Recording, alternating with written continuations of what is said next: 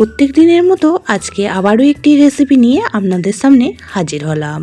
যে কোনো মাছের ঝোল যদি এইভাবে বানিয়ে নেওয়া হয়, সুগন্ধি এক থালা ভাত খাওয়া হয়ে যাবে। বাচ্চা থেকে বড় সকলেই খুবই পছন্দ করবে।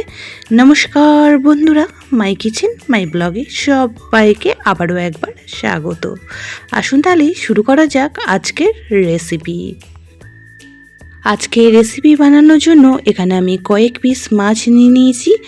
আর মাছগুলিকে খুব ভালো করে ধুয়ে নিয়ে এখন মাছের মধ্যে দিয়ে দিচ্ছি খুব সামান্য পরিমাণ হলুদ গুঁড়ো, আর তার সাথে এখানে দিয়ে দেব হাফ চামচ পরিমাণ লবণ।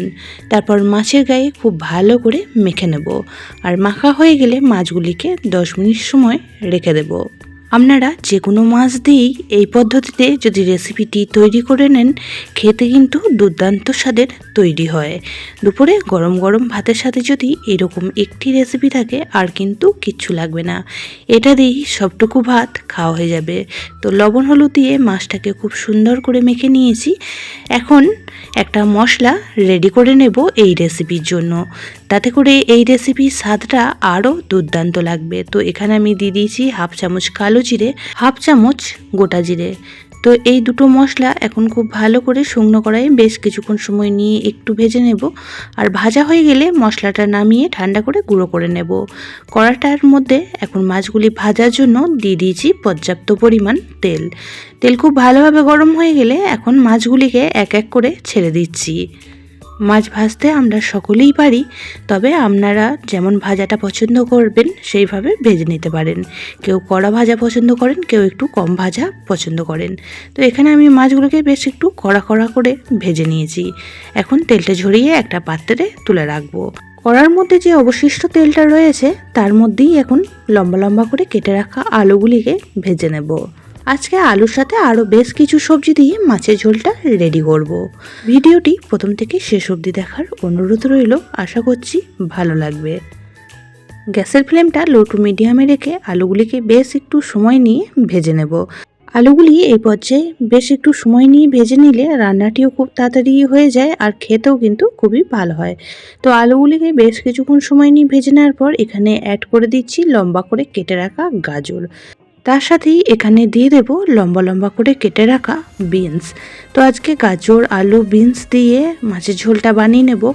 আপনারা যে কোনো সবজি যদি মাছের ঝোলে দিয়ে খেতে পছন্দ করেন, তবে আপনাদের পছন্দ মতো যে কোনো সবজি আজকের ঝোলটায় ব্যবহার করতে পারেন।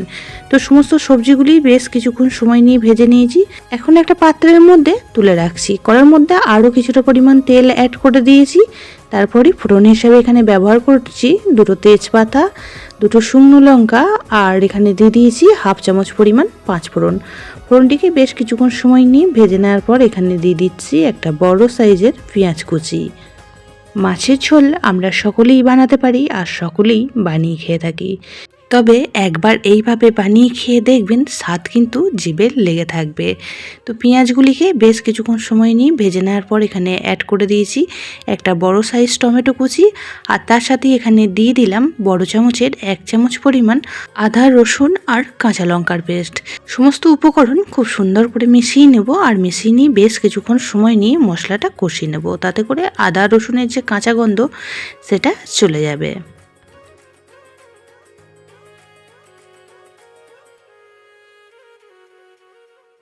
আদা রসুনটা ভাজা হয়ে গেলে সুন্দর একটা গন্ধ আসলে এখানে অ্যাড করে দিচ্ছি 1 চামচ হলুদ গুঁড়ো, 1 চামচ লঙ্কা গুঁড়ো, 1 চামচ ধনিয়া গুঁড়ো, আর তার সাথে দিয়ে দিচ্ছি 1 চামচ জিরে গুঁড়ো।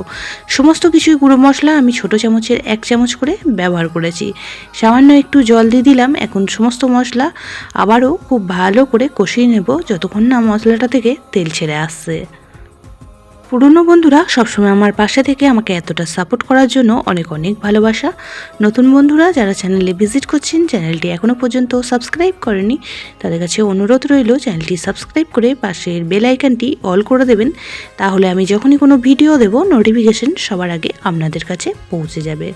তো মশলাটা বেশ সুন্দর করে কষানো হয়ে গেলে এখানে আমি দিয়ে দিচ্ছি আগে থেকে ভেজে রাখা সমস্ত সবজিগুলি। সমস্ত সবজিগুলি মশলার সঙ্গে বেশ কিছুক্ষণ সময় নিয়ে আবারও কষিয়ে নেব।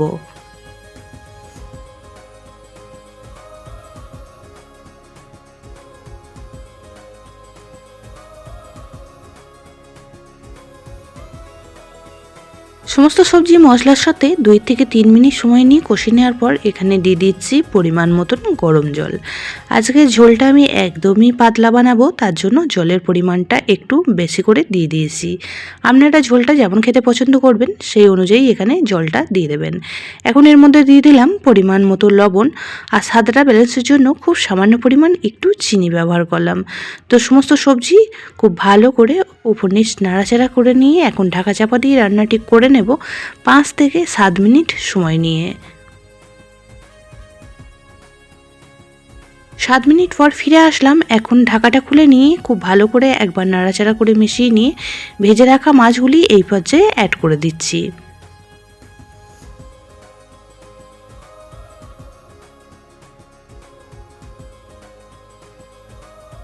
মাছের ঝোল আমরা অনেকেই খেতে পছন্দ করি, আবার অনেকেই পছন্দ করি না। তবে এইভাবে সবজি দিয়ে যদি মাছের ঝোল বানিয়ে নেওয়া হয় খেতে কিন্তু দুর্দান্ত টেস্টি তৈরি হয়। এই পর্যায়ে এখন অ্যাড করে দিচ্ছি ফ্লেভারের জন্য উপর থেকে 3টে কাঁচা লঙ্কা। আর যে মশলাটা আমি প্রথমেই ভেজে রেখে দিয়েছিলাম সেই মশলাটা গুঁড়ো করে সেই গুঁড়ো মশলা থেকে 1 চামচ গুঁড়ো মশলা এই পর্যায়ে ব্যবহার করলাম। আর এই গুঁড়ো মশলাটা দেওয়ার কারণে এই ঝোলটা থেকে দারুণই সুন্দর একটা ফ্লেভার বের হয়, যে না বানিয়ে খেলে আপনারা বুঝতেই পারবেন না। তাই অবশ্যই করে একবার এই পদ্ধতিতে বানিয়ে খেয়ে দেখবেন, স্বাদ জিভে লেগে থাকবে। মাছগুলি দেওয়ার পরও 5 থেকে 6 মিনিট সময় নিয়ে রান্নাটি করে নিয়েছি। আর এই পর্যায়ে আলু, গাজর সমস্ত সবজি খুব সুন্দরভাবে সিদ্ধ হয়ে গিয়েছে, আর রেসিপিটিও আমাদের একদমই রেডি হয়ে এসেছে। এখন আমি ওপর থেকে দিয়ে দেব বেশ কিছুটা পরিমাণ ধনেপাতা কুচি। অবশ্যই করে এই মাছের ঝোলে একটু ধনেপাতা ব্যবহার করবেন, তাতে করে স্বাদটা আরও বেশি ভালো লাগবে। ধনেপাতাটা দিয়েও খুব ভালো করে আবারও নাড়াচাড়া করে মিশিয়ে নিচ্ছি। আর মেশানো হয়ে গেলেই একদমই রেডি আজকে আমাদের মাছের ঝোলের রেসিপিটি গরম গরম ভাতের সাথে পরিবেশন করার জন্য।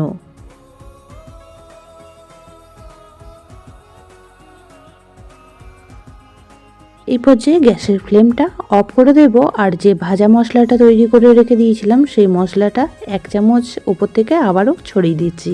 স্ট্যান্ডিং টাইম করে রেখে দেব 30 মিনিট। তারপর আবারও ফিরে এসে আপনাদের ফাইনাল লুকটা দেখাচ্ছি যে কতটা লোভনীয় দেখতে হয়েছে। যতটাই লোভনীয় দেখতে হয়েছে খেতেও কিন্তু দুর্দান্ত টেস্টি তৈরি হয়। অবশ্যই করে একদিন এইভাবে বানিয়ে খেয়ে দেখবেন, আর আমাকে কমেন্ট বক্সে জানাবেন আপনাদের কেমন লাগলো। যদি বেশি ভালো লেগে থাকে তাহলে একটা শেয়ার করে দেওয়ার অনুরোধ রইল। সবাই খুব ভালো থাকবেন, সুস্থ থাকবেন। আবারও দেখা হচ্ছে অন্য কোনো ব্লগ বা রেসিপির সাথে। ততক্ষণের জন্য সবাইকে টাটা।